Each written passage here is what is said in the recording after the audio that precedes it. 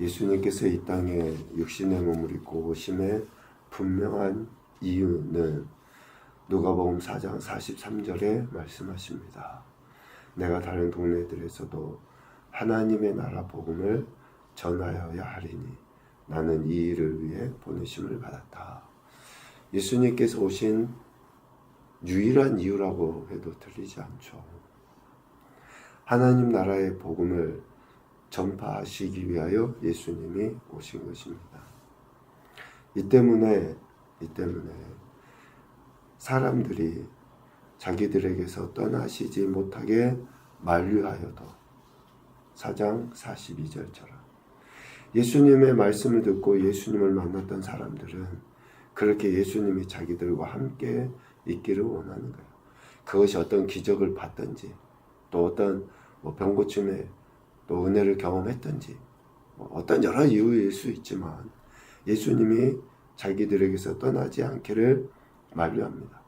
그럼에도 4장 44절처럼 갈릴리 여러 회당에 다니시면서 여전히 예수님은 하나님 나라의 복음을 전도하셨죠.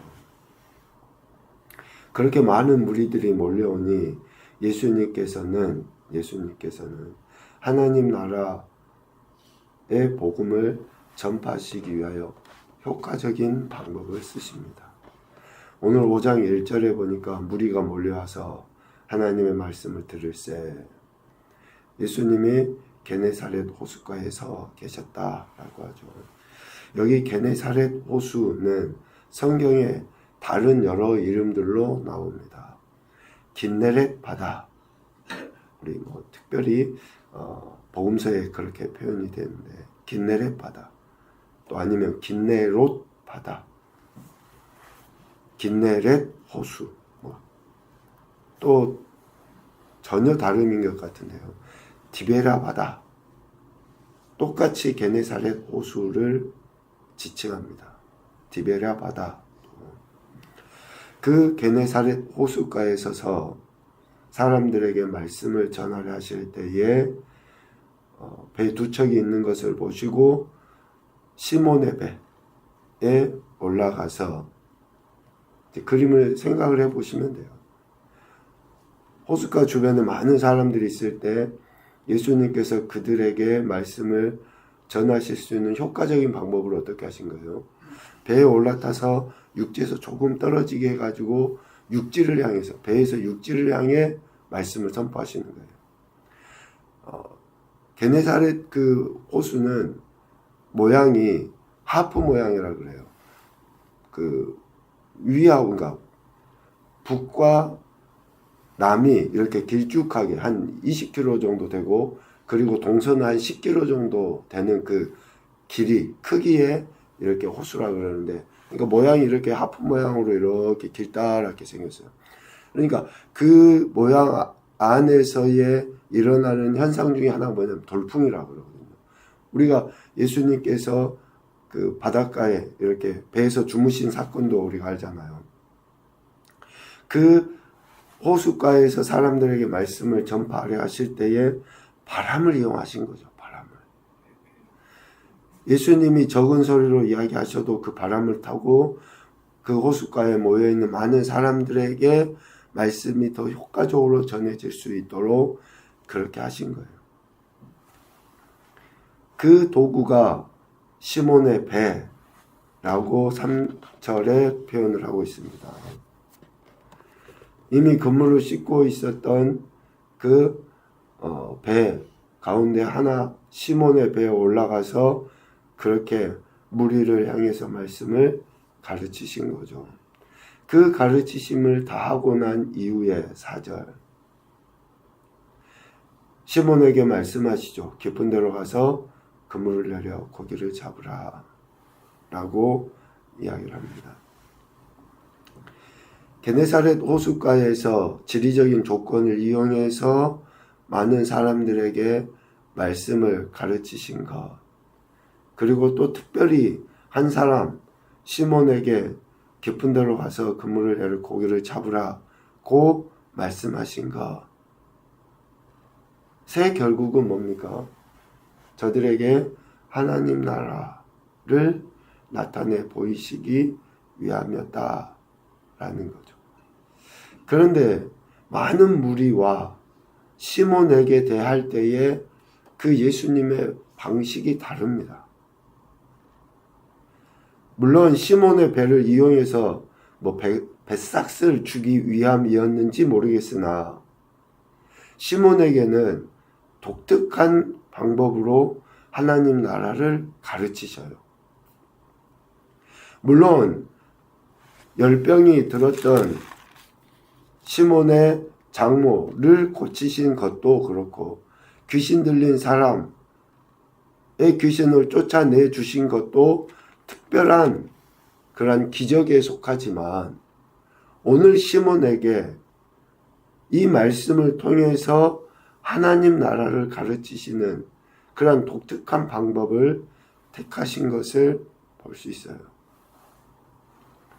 예수님께서 행하신 이러한 것들의 결국은 앞서 말씀드린 것처럼 하나님의 나라 복음을 전파하시기 위함이다 라는 거죠. 특히 시몬에게는 하나님 나라의 모형을 가르쳐 주시기 위하여 이런 말씀을 하신 것으로 볼 수 있습니다. 그렇게 주님이 말씀하실 때 5절에 보니 시몬이 대답하여 이르되 선생님 우리들이 밤이 새도록 수고하였으되 잡은 것이 없지만은 말씀에 의지하여 내가 그물을 내리겠습니다 라고 이야기를 하고 그렇게 해요. 그렇게 말씀에 따라 그물을 내려서 고기를 많이 잡습니다. 깊은 데로 가서 그물을 내려 고기를 잡으라고 하신 말씀을 듣는 거죠. 여기에서 우리가 많이 쉽게 오해하는 그 대목이 5절 중반에 나와 있는 말씀에 의지하여 라는 내용입니다. 이 말씀에 의지하여 라고 하는 말의 헬라어 원문을 보면 다만 당신의 말씀에 라고만 되어 있어요. 그러니까 의지하여 라는 말은 원어에는 들어있지 않습니다. 다만 당신의 말씀에 라고만 되어 있어요. 조금 더 풀어서 번역을 해보면 그래도 선생님 말씀이니까 정도로 이해할 수 있습니다. 시몬이 예수님의 이 말씀하심에 대해 예수님을 선생님으로 고백을 했잖아요. 그러니까 선생님 말씀이니까 내가 그런 신사적인 태도를 보이겠습니다 라는 그런 의미예요. 그러니까 여기서 말씀에 의지하여가 대단히 믿음이 좋아서 하는 것이 아니라 처음부터 베드로가 예수님의 그 말씀을 전적으로 믿고 따라간 것이 아니라 지금 예수님이 복음을 전하시면서 하셨던 일, 그리고 시몬에게는 결정적인 경험이 있잖아요. 뭐예요? 장모의 열병이 나와버렸어요. 예수님 때문에. 그러니까 예수님에 대한 믿음보다 그러한 현상을 보고 예수님에 대한 존경심이 든 거예요. 믿음이 아니라 존경심이. 이 믿음과 존경심이 다르다라고 하는 결정적인 이유가 베드로의 고백 안에 나와요. 8절. 시몬 베드로가 이를 보고 예수의 무릎 앞에 엎드려 이렇게 말하죠. 주여 나를 떠나소서. 나는 죄인으로소이다. 그러니까 말씀에 의지하여가 자신의 죄를 고백하고 예수님이 나의 구원자시고 왕이셔서 그 믿음에 근거한 말씀에 의지하여가 아니라 이런 기적도 보고 지금 어떤 사람도 행하지 못했던 그러한 그 말씀의 권위와 권세가 있는 것을 보고 예수님에 대한 그래, 어쩌면 존경심, 어쩌면 험악하기 그지없는 베드로가 자기 성질을 죽이고 좀 신사적인 태도를 보인 거예요. 충분히 그럴 수 있잖아요. 왜? 우리가 아는 것처럼 예수님은 목수고 베드로는 나면서부터 바닷가에서 고기를 잡았던 정말 뼛속 깊이 어부로서 자질을 갖고 있었던 사람 아니에요? 그러니까 조금만 예수님에 대한 존경심이나 신사적인 태도가 없으면 얼마든지 그 괴팍한 성격에 의해서 아니 당신이 뭘 한다고 우리가 밤새도록 고기를 잡았는데 한 마리도 못 잡고 지금 그물 씻는 걸 못 봤냐고. 그물 씻는 것은 이미 고기잡이 다 끝내고 마무리하고 있는 거 모르냐고. 얼마든지 괴팍하게 이야기할 수 있을 법한데 존경하는 선생님을 예우하는 차원에서의 그 태도로서 베드로가 그러한 행동을 했죠. 말씀에 따라서 그물을 내려요. 그렇게 하니 6절 7절 고기를 잡은 것이 심히 많아 그물이 찢어지는지라. 혼자서 안 되겠으니 동무들에게 손짓해서 와서 도와달라고 하고 2배의 체험에 잠기게 되었더라. 그리고 8절 시몬 베드로가 이를 보고 뭘 본 거예요? 베드로가 2배의 고기가 가득 차게 된 것을 보고 그때서야 예수님 무릎 앞에 엎드려서 이 고백을 하는 거예요. 나는 죄인입니다. 자신에 대해 신사적으로 반응을 보인 베드로에게 예수님은 비로소 믿음을 선물로 주셔요. 우리 인간의 입장에서의 이 믿음은 하나님이 주신 선물인데 우리가 취하는 믿음은 보고 나서 난 믿음이에요. 보고 나서. 얼마나 우리 인간이 어리석은지 베드로의 이 모습을 보면 쉽게 알아요. 내가 그런 존재구나. 우리는 마치 그렇지 않은 것처럼 이야기하지만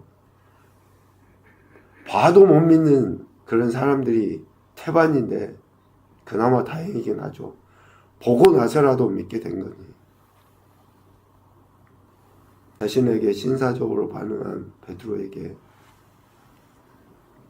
이러한 믿음을 선물로 주시죠. 그러니 베드로가 어떻게 고백합니까? 선생님에서 이제 주님이라고 그 고백의 표현이 바뀌어져 가요. 주여, 주여. 선생님, 내가 선생님 말씀 따라서 한번 해보겠습니다. 그런 차원에서 주여, 내가 죄인입니다. 라고 그렇게 고백할 수 있게 되죠. 이렇게 주여라고 고백한 베드로에게, 시몬에게 예수님께서는 사명을 주십니다. 10절. 이제후로 네가 사람을 취할 것이다. 똑같이 어부의 역할을 하긴 하겠지만 차원이 다른 이제 사람을 낚는 어부가 되게 할 것이다. 그런데 여기에서 우리가 생각해 볼 것은 시몬 베드로에게 주님이 주신 믿음, 즉 죄인이라고 고백했던 그 믿음과 사람을 취하게 될 것이라고 하는 이 사명은 동시에 주어집니다. 동시에. 그러니까 믿음과 그러니까 그 주여라고 고백할 수 있었던 것은 예수님께서 주신 믿음의 결과죠. 좀 베드로 입장에서 믿음의 결과예요. 그리고 그 믿음의 결과와 함께 뭐가 예수님으로부터 주어진 겁니까? 사명이 주어진 거예요. 다시 이야기하면 예수님 믿는 모든 사람들에게는 뭐가 있다는 거예요? 사명이 있다는 거예요. 사명. 어떤 직분을 가진 사람만, 또 아니면 연조가 한 5년 10년 지나야지만이 사명이 주어지는 게 아니라 예수님을 주님이라고 고백한 그 순간부터 우리는 예수님을 드러내야 될 사명을 부여받게 된 것이죠. 이 믿음과 사명을 가진 자가 11절 베드로의 육지에 대고 모든 것을 버려두고 예수님을 따르는 그런 삶을 살아가게 되는 것입니다. 예수님의 오심은 하나님 나라를 드러내시기 위함이고 예수님의 행하심과 또 예수님께서 부르신 이들에게 주어진 그 사명 역시 하나님 나라를 드러내기 위함이다 라고 이야기할 수 있겠습니다. 첫 번째 교훈입니다. 하나님의 나라 복음을 전하기 위해 오신 예수님을 믿음으로 말미암아 하나님 나라를 누리며 살아야 한다. 우리가 예수님 믿는다고 하는 것은 결국 지금 이 땅에서 하나님 나라를 누리며 살아야 돼요. 누리며. 전하는 것도 동시에 일어나야 하지만 어쩌면 우선은 그 나라를 누려야죠. 우리가 하나님 나라를 진짜 누리고 있느냐. 하나님 나라의 은혜를 생각하면서 그렇게 누리고 있는가. 누리십시오. 주님이 언제 우리를 부르실지 모르잖아요. 언제 부르실지 모르는데 그때 가서 후회하지 말고 돈이 있든 없든 또 몸이 건강하든 하지 않든 하나님 나라 우리 마음에 있다 있으니까 의와 평안과 희락을 누리며 살아가야죠. 손해보지 마십시오. 두 번째, 하나님과 하나님께 세우신 자들에 대한 신사적인 태도가 믿음을 더욱 견고하게 세워져 가게 한다. 원어 주석에 보니까 베드로의 반응을 신사적인 태도로 표현을 했더라고요. 동감을 합니다. 아직 주인이라고 고백도 하지 못했어요. 아직 베드로 안에 확신도 들지 않아요. 그런데 그런 존중의 태도, 신사적인 태도, 그런 태도를 통해 주님께서는 베드로에게 놀라운 기적을 체험하게 하시고 또 그것을 보고 믿음을 갖게 하셔요. 그러니까 베드로가 그것을 볼 때 믿음을 갖게 하시거든요. 여러분 사람들에게 친절하게 대하십시오. 하나님 세우신 권위자들에게 신사적인 태도를 취하세요. 그러면 그런 믿음을 하나님께서 더욱더 견고하게 하셔요. 경험해 보십시오. 왜 하나님께서 질서를 세우셨는가? 세 번째, 믿음의 선물과 사명의 부여는 동시에 일어난다. 즉 믿음의 사람은 모두 사명자이다. 믿음을 받는 그 순간 동시에 우리에게는 사명이 주어진 것입니다. 그러니까 믿음은 값없이 주어진 것이지만 그 믿음에 대한 대가는 자기 목숨을 내걸어야 할지도 몰라요. 자기 목숨을 다 해서 믿음의 값을 치러야 할지 모릅니다. 그래서 사명자에게는 멍해가 있다 그런 거예요. 멍해. 그러니 믿음을 선물로 받고 그냥 마냥 좋다라고만 할 수 없는 거예요. 그 사명을 감당하기 위해서는 내 자신을 죽기까지 복종시켜야 하지 않을까. 오늘 예수님의 이러한 일들 그리고 특별히 베드로의 이러한 태도가 오늘 저와 여러분의 신앙과 삶 현장에서도 좀 이런 신실함으로 나타나서 하나님의 영광을 드러내시고 무엇보다도 우리가 하나님 나라를 누리며 또 전파하는 그런 귀한 한날이 되실 수 있기를 주님의 이름으로 축복합니다. 아멘.